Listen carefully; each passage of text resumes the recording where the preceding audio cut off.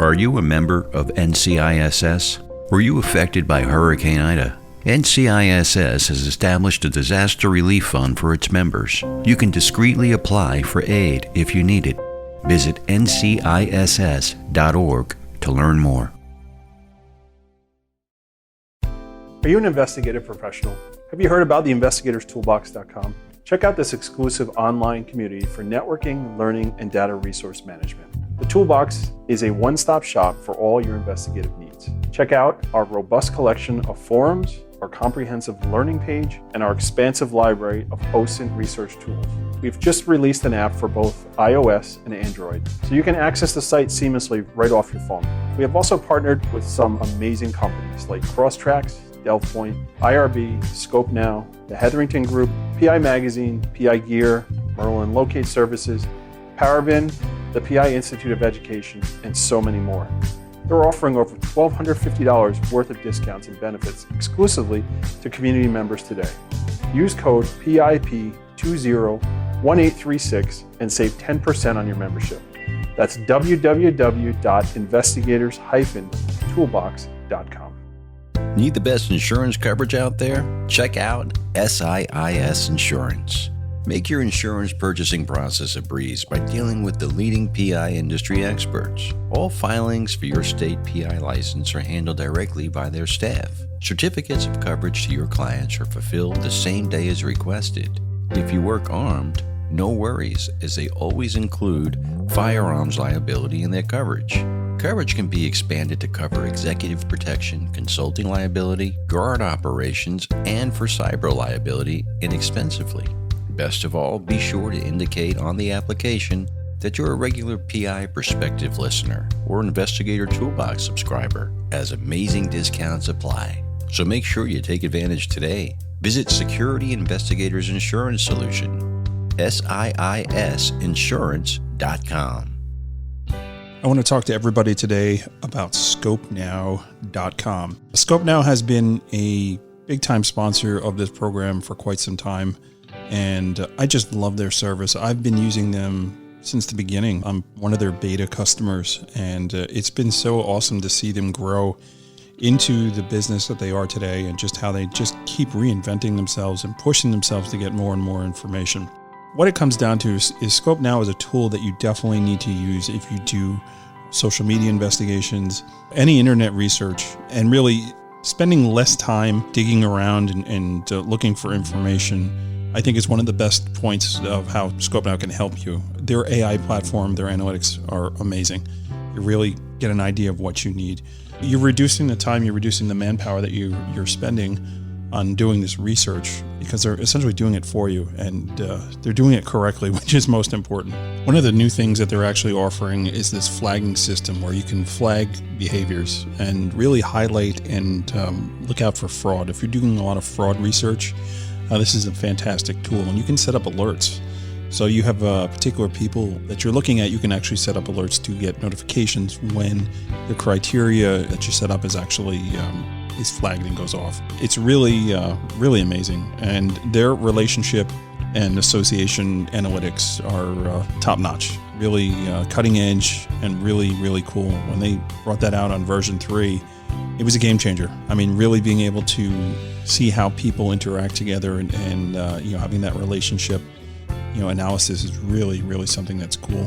One of the other things about being involved with ScopeNow is their ability to offer webinars. Their team is cutting edge on putting together and getting out really, really great content. If you're a member of ScopeNow, if you know who they are, you've seen them around on LinkedIn, you'll know that they're constantly doing webinars on these new websites that are coming out, and they're really staying on top of it. And don't forget, any reports that you generate, you can actually white label those reports and put your own logos on and really make them look professional, which could equate to more billing for you as well. So check them out today. It's www.scopenow.com. They're a great, great company. They should be one of the tools in your toolbox, along with whatever kind of search engines you do. You need to make sure that ScopeNow is a part of that suite. Scopenow.com. Welcome to this week's special Labor Day show. Can you believe the summer's over already? Today we venture back to Colorado and check in with Sam Petitto. Sam joins us today to talk about K-9 investigations. Sam's part of a small group of national investigators that specialize in this type of work. We also chat about the upcoming annual PPIAC conference in Golden, Colorado on September 24th and 25th. So please welcome Sam Petitto and your host, private investigator Matt Spaier. And welcome everybody to this week's episode of PI Perspectives. This is Matt Spaier, your host. Today, I have the honor and privilege to welcome one of my amigos, somebody who I just keep running into at every event I go to, and actually someone who's become a really good friend. So he's actually the president of the Colorado Association, PPIAC. I want to welcome Sam Petitto to the show. Sam, how are you? I'm doing really well. Thanks for having me. Yeah, so Petitto and Associates, that is your business in Colorado. Tell me a little bit about your background and how you got into doing what you're doing. Well, I started this about 6 years ago when I got tired of being a cop. I didn't know what else to do. I had a background in computers, but didn't want to go back to sitting in front of a computer every day. Right. So I decided to start my own investigation firm, and it turned into a pretty good business for me and a couple people that I have working for me part-time. So what part of Colorado do you cover? We're in Southwest Colorado. Durango specifically is where I have my office. And we cover everywhere south to New Mexico, west to Utah, north about halfway up to Grand Junction, and east over a couple hours about to Alamo, so about halfway across the state. Right, right. One of the things I really appreciate about the Colorado Association is the ability for you guys to disseminate information.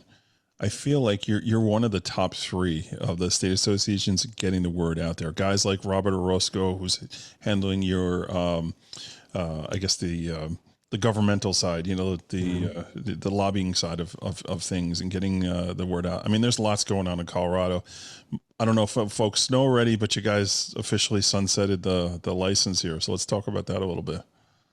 Well, that happened yesterday. Yesterday was the first day since I became a private investigator that I was no longer licensed as an investigator in Colorado, because there is no such thing as a private investigator's license in this state anymore. We had licensing for about 5 years, and the legislature, we had senators and representatives who backed us on another bill to extend it for 5 more years. But when it made it to the governor's desk, he vetoed the legislation. We still haven't gotten a solid answer on why, but right after he made the veto, that's when everything shut down for COVID. So there was no chance of trying to get an override or get better information. So we're advocating for all of our members and even non-members in Colorado to get licensed in another state, specifically, for veracity. So we can say to a client, I'm not licensed here because it's not available, but I am licensed someplace else. Right. And also, if any of the data providers that we subscribe to happen to come to us and say, we heard you're not licensed anymore, so we're going to yank your access to our data, I could just say, well, look, I'm licensed in Iowa now, or I'm licensed in New Mexico, and still be all good to go. Yeah, and that's a really good point. It's such a weird thing that they would want to turn revenue down. It makes no sense to me. But obviously, to me, it reeks of, somebody's lobbyist has got an agenda on something. I don't know. We had a really good lobbyist working for us, Jennifer Castle. Yeah. And like I said, we had enough votes in the Senate and the House. I think what got us in the end was, after we got licensing here in 2015, a lot of the people who maybe had given private investigation a bad name, they chose not to get licensed. So it was all legitimate investigators doing this work. And at the end of those 5 years, the Division of Regulating Authorities, my understanding is that they looked at all the complaints that had happened in those past 5 years, and I could probably count them on both hands. Right. And, some of those weren't even sustained complaints, but because there were so few complaints for more than 1,000 licensed investigators in Colorado, DORA decided that they didn't need licensing. And our argument back to them was, the reason we need licensing and that you haven't had a lot of complaints is because of licensing. Yeah. It's just a weird, like why they would say that makes no sense to me. But it also speaks to the importance of the state association, right? The fact that you guys have training and you do have that continuing education, even though there's no longer a requirement for anything. If there was, did Colorado require you to do continuing education or no? No. Okay. So it's like New York, the same way, but still it's a selling tool, right? So, now you're no longer required to have a license, but if you're a member of your state association, it kind of gives you a little prestige. Like, yes, I know what I'm doing. I'm part of my state association. We do continuing education. This is why you should hire me, as opposed to, the guy who decided yesterday he wanted to be a private investigator and has no training. This is one of those situations where state association is really, really important. Yeah, and PPIAC is also not an association where you pay your money, fill out the application, and you're in. Right. We probably turn down 1 out of every 10 or 12 people who apply. And just in the time that I've been on the board, I think we've kicked 2 different people to the curb who were members and then did something as a member. Right. That made us decide we don't want someone doing that kind of thing, whatever it was. We don't want them associated with our organization. Sure. So they're out. Yeah. Right. Yeah. And you guys, we're going to talk about it in a little more detail after the break, but you guys have a conference that's coming up in Golden, Colorado in a couple of weeks, right? We do, September 24th and 25th. Awesome. So before we get into all that other stuff, let's get back to Sam the PI, because I'm interested in the stuff that you have done and your background, because it is a little bit different. I know you specialize in criminal, but there's a K-9 aspect to it. So tell me a little bit about that. Okay, so I became a police officer here in Durango in 2006, and I did that until 2015 when I became a private investigator. The last 5 years that I was an officer, I also was a dual-purpose canine handler. My dog was a German Shepherd, and it was trained to find people and bite them if I told him to, but it was also trained to sniff out the odors of marijuana, cocaine, meth, heroin, and ecstasy. Yeah. I had a buddy of mine that had a Rottweiler, and he thought it was the funniest thing to teach him. Like, his attack word was like German for lunch meat, which I'm going to butcher it, but I think it was like Mottenflosch or something like that. And whenever he would say that word, like lunch meat, the dog would go bananas. Yeah, he loved having that. I obviously Rottweilers and Shepherds are different animals, but or different breeds. But it's very interesting how you develop that relationship with this animal you're working with, right? It is, and I also learned a lot of humility and a lot of patience, because all through my professional career, no matter what the job was, I've always been a pretty quick learner. Mm-hmm. And I've had some jobs where I was probably underemployed. Like after 6 months, the boss is asking me what we should do. But I didn't have that experience with dog handling. That was really tough because dogs have a mind of their own. Mm-hmm. And I that's probably one of the few jobs that I've ever struggled with to get really good. It took much more time and much more work than I expected. Yeah, I guess if the dog doesn't want to work one day, there's nothing you can do about it, right? That's true. And there's all kinds of ways, just like with people, there's all kinds of ways to motivate dogs. Some of them work, some of them don't. Some of them are good for this dog, but not that. There was a whole new world of learning that I had to jump into when I got handed the leash. I guess it's good you weren't working with Spuds Buckley. He'd be, or Spuds McKenzie, right? You'd be selling Budweisers on the side of the road. Man, that's cool. So did you have the same dog the whole time you did that, or were there different animals you worked with? The same dog from 2010 to 2015. And then after I left the police department, they sold him to me for the token amount of $1, which showed a formal, a transfer of liability. Right. And then I used him privately for a couple of years after that to do private drug sniffs here in the community, schools or private businesses, or people who thought maybe their kids were doing something they shouldn't be doing. That's so awesome, right? Mom and dad thinks Johnny's smoking the reefer, so let's bring the dog in. That's fantastic. Yeah. So how did you market that? Right? Did you specifically advertise for it, or was it like word of mouth? It was both. The company was called Durango Drug Dogs, even though I only had one, because I really thought that it would be a service that was more in demand than it turned out to be. Right. Like my dog was trained to find marijuana back when marijuana still wasn't legal, but through the time that we worked, it was legal medicinally, and then became legal recreationally after I left the police department. So, but places like schools, you can't have weed in schools anytime, anywhere. So Right. schools were probably my biggest customer. But interestingly, the reason that the schools didn't use me as much as the administrators wanted to was because they got so much pushback from the parents. If I went through and sniffed the school on a Monday, they told me they would have parents emailing, calling, and showing up in person all day Tuesday and part of the day Wednesday, saying to them, "What are you doing bringing a dog in here and sniffing my son's locker? You don't have any right to do that. You don't have a right to sniff my daughter's backpack." And they were telling the parents, "Of course we do. This is a school. We have an obligation to keep." The translation of that is my kid's now suspended and is going to be at home, and I got to take days off from work, or what's the big deal? Sarah's going to get her, scholarship to whatever. Everybody does it. Stop busting chops, right? That kind of attitude, I would think, right? Yeah. Well, it was a good deterrent, because we found out that, I had always told them, I'll go in, I'll sniff as long as you want, all day if you want, or I'll go hit several schools at the same time. If I would go in right after classes start, let's say at 10 o'clock, and I've got till 10:40 to sniff lockers, or they want to move kids out of a room and have me sniff backpacks. We found out that by the time class changed, word was out that the dog was in the building. Anything that people were holding got flushed. Like, we actually saw toilets clogged up because they wouldn't even empty out the bag. They would just throw the bag in there and flush it.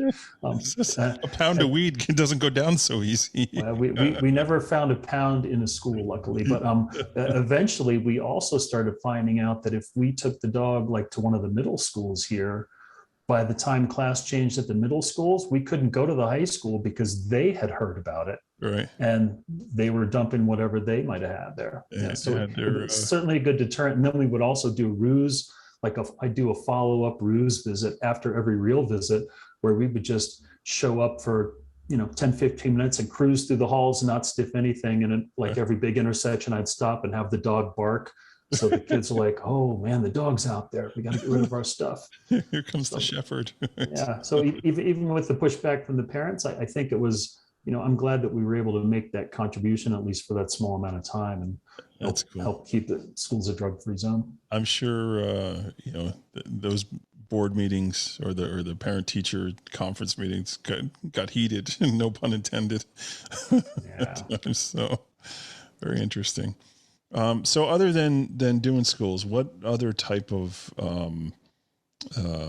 work with the K-9 gets you on the private side, if any? Well, there's a lot of oil and gas production here, Mm-hmm. and there are very strict regulations for them. Like, those guys they're not supposed to smoke anywhere in the oil patch. Anywhere out in the field. You go through a gate to one of those pump jacks that, it goes up and down like this and pumps the oil or the natural gas out of the ground. Right. There's a higher risk than normal there than most places for explosions. Like, those guys aren't even supposed to have tobacco or anything. So certainly not weed.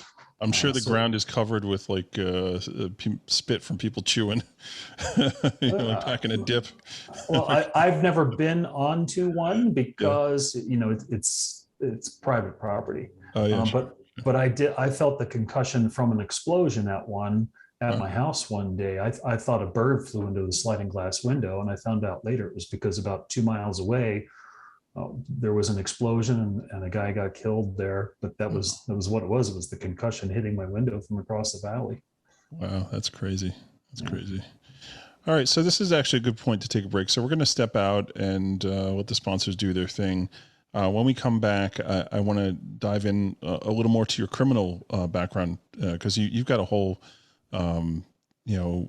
great resume on criminal defense work. So we're going to talk about that.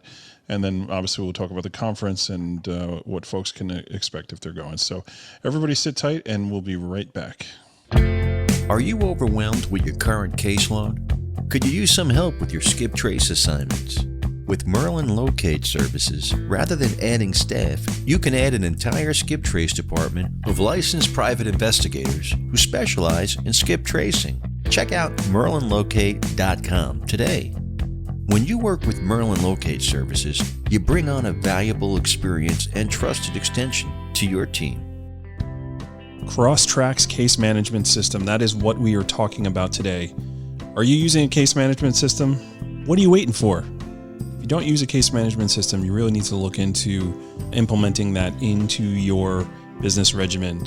I've been at it with Crosstracks now a little over a year, and it's just been a game changer for my business. They are SOC 2 certified, SOC 2 Type 2 certified.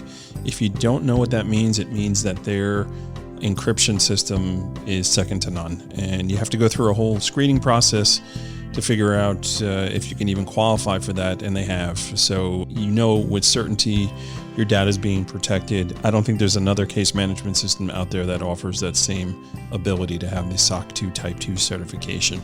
As you guys know, I've been singing the praises of Crosstracks, and I really believe in this product, and I believe you should check it out.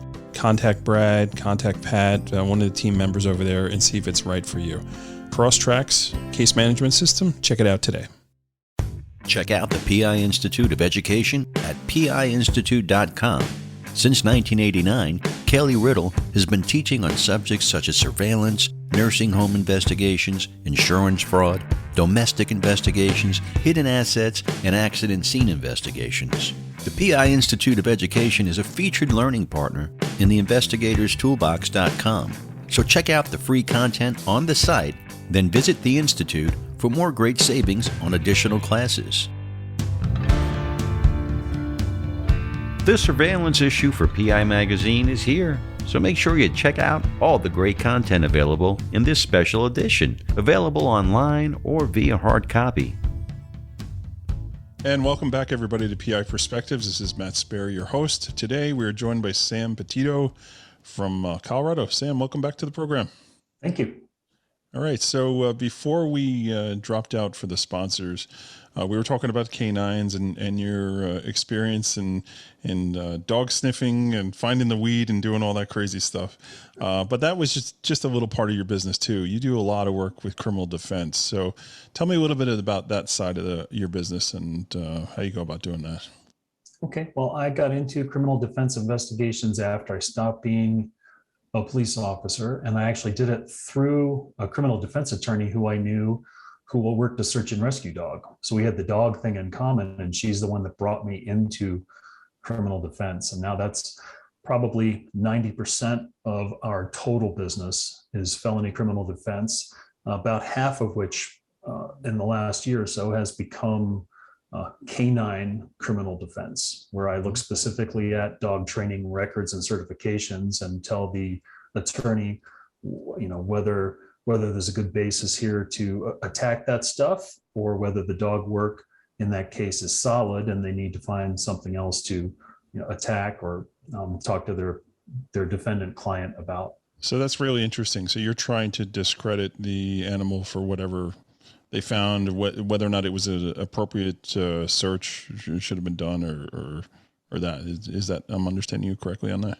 Right. Yeah. So if you get caught with 50 pounds of heroin on the New York Thruway, I would review the records from the handler and the dog that led to the search and arrest. And what I'm looking for is the dog properly trained? Is it certified? And based on the training records, do I think the dog's reliable? And it's pretty easy to do that. It's most of the time it's either clearly yes or clearly no. Sometimes there's a gray area in the middle, but that's for the attorney to argue in front of the judge, not for me to make any kind of decision about. So you had mentioned earlier that the shepherd that you worked with was specifically trained for marijuana. That was its specialty. So is that the case? Like each dog is, or a dog is taught how to specifically search for a type of drug, and do they have to get like certified as a searcher for a particular contraband? Yes, marijuana dogs are much less, like there are no marijuana dogs in Colorado anymore because we have recreational marijuana here. Right. So even though, a 12-year-old can't have weed, Right. in general, the use of a dog trained to find marijuana, it finds something that's not contraband. So it can't create probable cause to search. But, let's say there's I'll just no-name state where marijuana is still illegal. Right. The odor of marijuana Right. is taught to the dog along with the odor of cocaine and heroin and meth, or whatever odors someone wants to train. I just started working on a case with a dog here in Colorado that's also trained to find LSD and psilocybin. Never heard of that before, and there's a lot of different kinds of mushrooms out there. So I'm curious to see how that training is done. Right. And how they discriminate the specific psilocybin mushroom from the other, tens of thousands of varieties of mushrooms. Right. Maybe you'll find you some truffles, right? Yeah. Well, I mean, you can teach a dog to go out and find truffles. So right. Maybe there's totally a good explanation for that. But, all dog training is really just a game. You make it a game for the dog. Here's the game. I say the word to you. You go out and find what it is I've taught you to find. Yeah. You sit or scratch at it, and I give you your ball or your tug or something, and we play, and I tell you that you're a good boy or good girl and have a lot of fun. And so it's not hard to teach a dog to find any specific odor, and you just make a game out of it and keep the sessions short and fun for the dog. Yeah, it would be really bizarre if you were like a cat person and you hated dogs when you worked with them. That would be different. Yeah. I've seen similar training with pigs. Like, especially for truffles. I think I watched some like documentary where they like trained this pig how to find truffles in like France or whatever. It's very interesting. I guess you could probably train anything that's got a good sense of smell, right? Yeah. Yeah. Super amazing. So that is quite interesting. I would say, I mean, are you aware of anyone else in the industry that does that type of K-9 defense work, or no? Well, there are a handful. I don't know exactly how many, and I can think of 5 or 6 people nationwide who I know do it. If I looked really hard, I'm sure I could find more. Right. But it's it just happens to be a niche that I fell into in doing a straight felony criminal case with that attorney who got me into the work, who was also a dog handler. Right. She asked me to look specifically at the dog stuff, and that's how I started doing consulting and expert witness work specifically for police canines. Right. Yeah. That's so I would say you handle cases all over the country then, right? I do. I've gotten calls, like I've testified in California, and I'm going back there next week for a couple cases. I've gotten calls from the East Coast, from New York. I've worked on cases in Oregon, but the lion's share of what I do right now, anyway, is here in the state of Colorado. But the rules are the same everywhere. There might be different case law for you in New York than there is here in Colorado, but that's for the defendant's attorney to look at. I know all about the federal case law that applies, when cases are taken federal. And I also know about the state law here in Colorado. How often are you required to testify about your findings? Well, I've worked on 24, maybe 25, 28 cases in the last 5 years or so, 4 years. I've only been called to testify a few times and only ended up testifying once. One of the other cases got postponed, and the third one was the best. I show up to court and the handler is on the stand testifying, and I sat down right behind the bar in this courtroom that was essentially empty. It's the lawyers, the defendant, the handler, and I'm the only person sitting in the gallery. Wow. And that handler changed his story from "my dog gave me probable cause to search" to "I was new and didn't really know what I was doing. I don't think I had probable cause." So the prosecutor said, "You know what, Your Honor, we're not going to drop this case, but we're going to continue without anything related to the dog search." Yeah, that kind of makes sense, right? To abandon ship. It's, I've sat in on some trials. The longest one I ever sat in on was like a 3-week trial. And one of the things that was so fascinating to me, I was working for the plaintiff. It was a civil case, and the defense on the case, the way they changed their theories almost daily. So like they would come out and the attorney would say, okay, this is what we're going to talk about today. This is why it's not possible. And to watch the plaintiff just destroy that theory. And then they come back the next day. Okay, this is what we're going to talk about.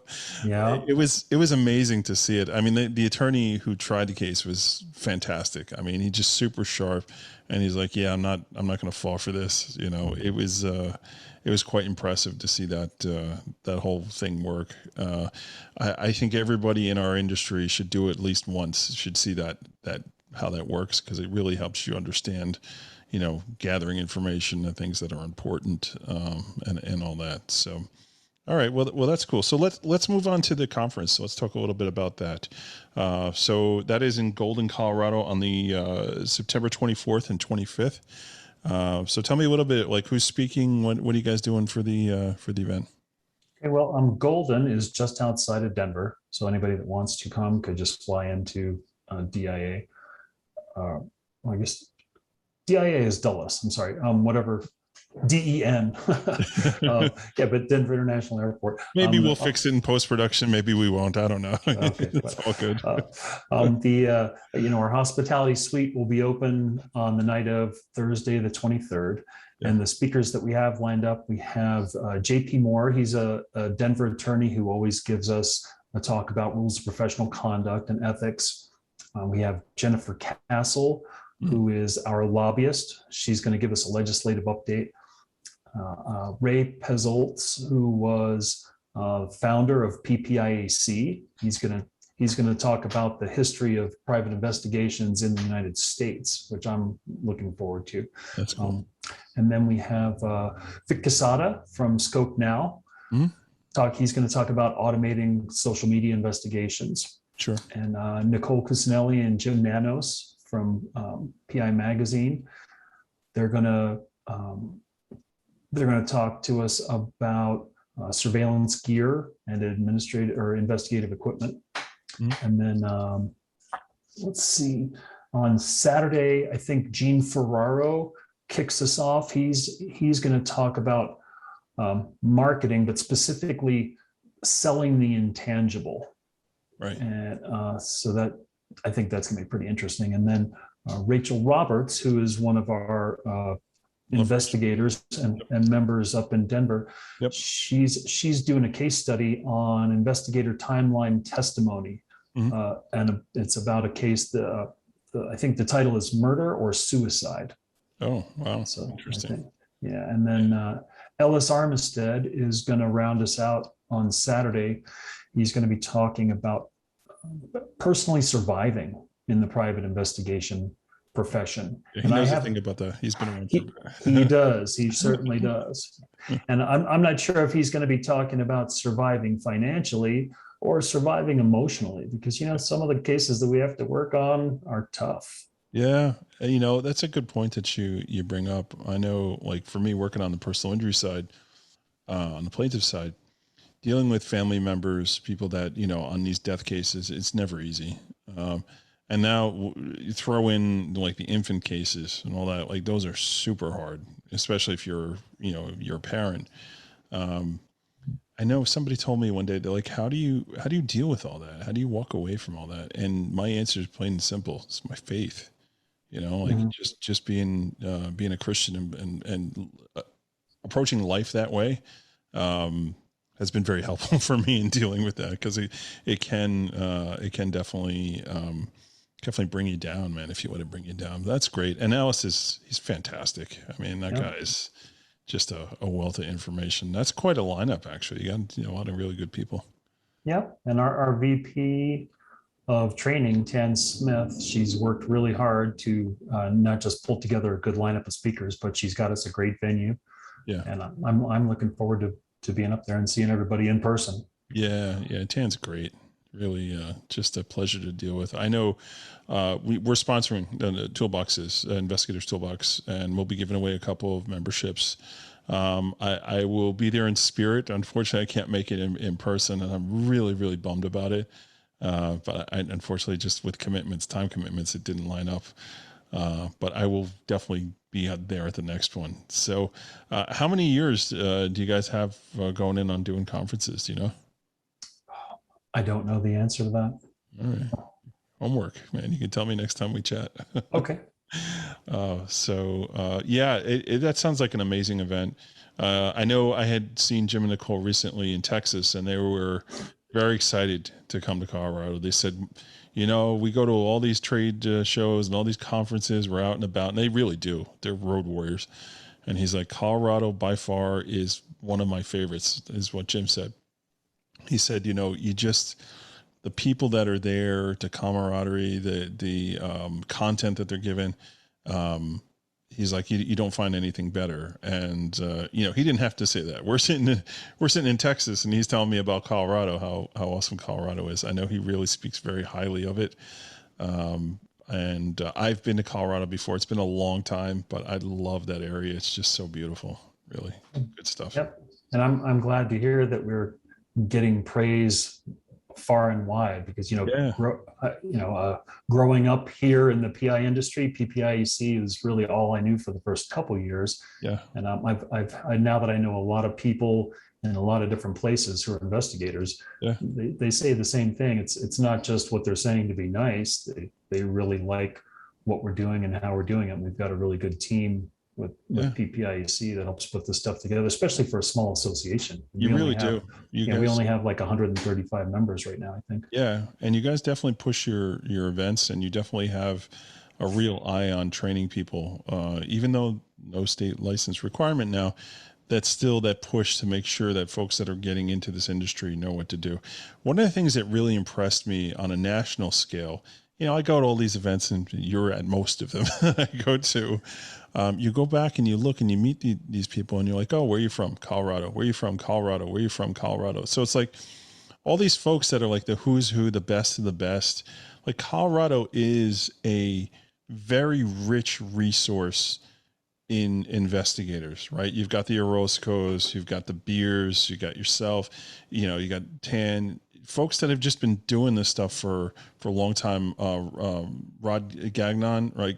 I've never met somebody that can do an acid search the way that guy can. It's just his approach, the way how he attacks that stuff is so different, and neat. Really, it's different. And I was just always so impressed by the quality of the investigator from Colorado, which is so mind blowing to me that they're not having licensing requirements now. Yeah. But yeah, I hold Colorado near and dear to my heart. For several reasons. It's just, what do you guys got in the water out there? Why are your investigators all so good? Maybe it's the altitude. I think it's just the place to settle down once your law enforcement career is over, right? It's a good place to live, right? Yeah, it's a great place to live. I mean, here, this is a 4 seasons resort, and there are plenty of times, even in the winter, we could get a nice dump of snow. I could go up and ski in the morning and come back and run or ride my mountain bike in the afternoon down here, because, crazy. By 3 p.m, the snow's gone.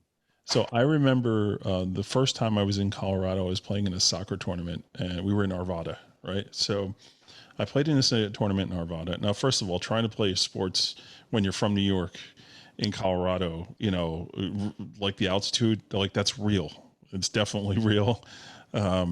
But I remember being like 85, 90 degrees, like really, really hot. And then once we finished that tournament, they're like, okay, we're going to take you to, I think it was like hot springs or something. Like, we're going to go whitewater rafting. We're going to take you up to the Rockies. We're going to do, whitewater rafting on the Colorado River. So it's like July 4th weekend, and it's freaking snowing. We're up there, I went from 80 degrees to snow covered mountains where, you're whitewater rafting. They tell you can put one leg in the boat and one leg in the water. Essentially, that's what you have to do. And, oh, by the way, you're probably going to get hypothermia on your leg in the water because it's about 50 degrees. So, it was very interesting. They say if you don't like the weather in Colorado, just wait a couple hours. Exactly, right? Or just go to a different part of the state. Mm-hmm. But so beautiful, man. Like, I remember the Red Rocks and seeing wild animals as I'm whitewater rafting. And I think even the hotel I stayed in was haunted, which was crazy. So here we are, a bunch of young kids playing soccer, like all sleeping in the same room because we're scared the ghosts are going to come get us. So, yeah, it's good stuff. So, okay, so we're going to wind down here, Sam. This was great. I really I loved highlighting what you're doing and this conference that you got going on, folks. It's not too late, right? It's not too late to attend. By the time this airs, you'll have a couple of weeks to still make arrangements. I encourage you to check it out. Definitely, it's a good association. Can I give the website? Yes, please do. Our website for the Professional Private Investigators Association of Colorado is PPIAC.org. And in the banner, you'll see, as it scrolls, you'll see something for the conference. Click on that and it will take you to the registration page. You can see the lineup of speakers. We have 12 CLEs, 1.2 of which are for ethics, if you need that for your license. And registration information both for the conference and for the hotel are available on that page. Awesome. And we'll put all that in the show notes so folks can just click away. I highly, highly recommend it. And like I said, I was just reading off of names of folks that I respect that are from Colorado, and I know they're all going to be there. So you want to have that networking, that chance to, grab a hamburger with one of these guys, or drink some iced tea or whatever your choice is. Sam won't have the dogs with him, so if you bring some contraband, apparently it's legal there, but don't ask, don't tell. And could I also say that if you're listening and you're an investigator in a state that doesn't really have a strong PI association or any association at all, consider joining PPIAC, because we do have the annual in-person conference once a year, but we also have online training every single month. The first Wednesday of every month, we offer training on a wide variety of subjects that are pertinent to investigators. And that's a membership benefit that just comes along with your fee that you pay to join. So I'm glad you said that, because I am a member of the Colorado Association. So I'm based in New York. And you're absolutely 100% right. The training and the classes that they actually offer, and I'm a member of many state associations, and there aren't that many that actually give value to their membership. You are definitely one of them that does that. So yeah, I'm right there with you. Associate membership, it's not expensive. Definitely consider it. It's one of the good state associations to definitely be a part of. Thank you. Yeah. No problem. I say it because I mean it. And with that being said, we're going to wrap up here. I want to thank everybody for tuning in and supporting the show. Please go support the conference. Go check it out, and you'll be blessed, definitely. So we'll catch everybody next week on the next show. Thanks for tuning in, and we'll see you guys soon. Take care. Now that was a fun episode. Thanks to Sam for shedding light on the world of K-9 investigations. Take it easy there, Rex. Make sure you reach out to him if you have a specific need for his expertise. And don't forget to check out the info on the PPIAC conference too. We also want to thank Crosstracks, MERLIN Locate, PI Institute of Education, Scope Now, and the Campbell Insurance Group for sponsoring this episode. Please support our great supporters. Now, have you checked out the investigatorstoolbox.com yet? Now's the time to do it. Make sure you use code PIP 201836 to save $20 when you join up. And you can do so through the app available on iOS and Android platforms. And if you have a question or a comment about the show, email Matt at matthews@satellitepi.com. You can also find him on LinkedIn, Instagram, and Facebook. We want your feedback to bring you the best shows possible. And we'll be back on Monday with a new show, so make sure you tune in, and please stay safe out there.